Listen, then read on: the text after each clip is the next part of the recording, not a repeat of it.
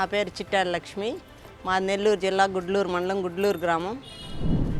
మాకు జగనన్న గవర్నమెంట్లో చేదోడు పథకం కింద 10,000 రూపాయలు వచ్చినాయి. మేము రజకులమి, మాకు ఆ పథకంలో 10,000 రూపాయలు వచ్చినాయి. ఇది మాకు ఇస్త్రీపెట్టెలకి కావాల్సిన ఐటమ్ అన్నీ తెచ్చుకోవడానికి ఉపయోగపడింది.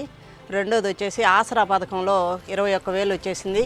ప్రతి టిప్పు 21,000 చొప్పున 84,000 చిల్లర వచ్చింది మాకు. ఇది మా కుటుంబంలో ఆర్థికంగా నిలదొక్కుకోవడానికి ఎంతో ఉపయోగపడింది. రెండోది వచ్చేసి మా పిల్లలకి ఫీజు రీయింబర్స్మెంట్ పథకం ద్వారా ఇంజనీరింగ్ చదివే అవకాశం వచ్చింది. దాంట్లో కూడా ప్రతి సంవత్సరం 1,00,000 రూపాయల దాకా ఫీజు రీయింబర్స్మెంట్ పోతుంది. వసతి దీవెన కింద 20,000 రూపాయలు వస్తుంది. ఆ 20,000 రూపాయలు కూడా హాస్టల్లో ఉండి పిల్లలు చదువుకోవటానికి ఎంతో ఉపయోగపడుతుంది.